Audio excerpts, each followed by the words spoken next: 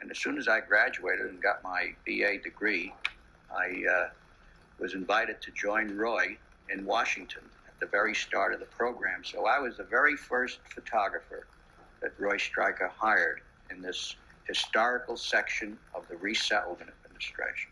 I found that a number of tenant farmers had been evicted from their farms, and their belongings and all their worldly possessions were piled up along the side of the road.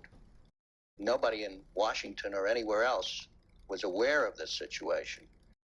I think that there was a case where photography or the action of a photographer affected a large number of people favorably. They said, we'll have a historical division here, and then we had it was crazy, you know. Nobody could take it seriously. It was just mad, inefficient bureaucracy. Well, do you think that was a rewarding activity for you to travel and take photographs? Oh, gosh, yes. And do, oh, absolutely. Yeah. Why not? Of course it was. I wouldn't say planless, but I'd say it was free. No one was ever given exact directions, go here and do so-and-so. That's wonderful. You were turned loose in a region, and the assignment was more like this: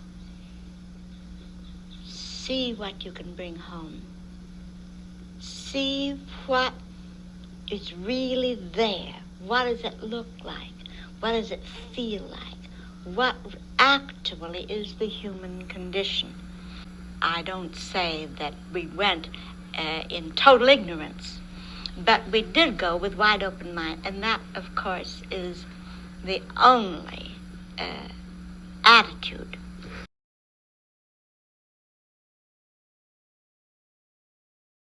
I was in western Iowa, and I'd been told about some of the needs for resettlement administration grants out there. And I just spent some time there. I said, I've been sent out by the Resettlement Administration supervisor. And I sat down with him and got an idea of just the background of his several last years. And the next day he said, well, it's Christmas, and why don't you come out? So I did. I went out there and took that picture.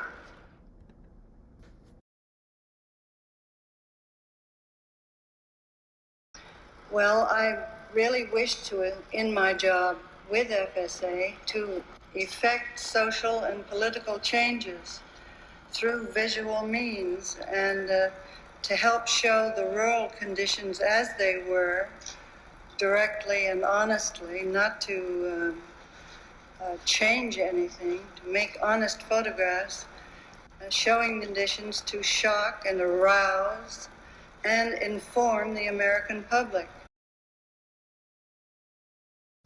I'd first ask her about her life, what it was like, and it was so disastrous that I just felt that I must photograph this woman, and in a way that would make me feel, or make the public feel about what Washington, D.C. was in 1942.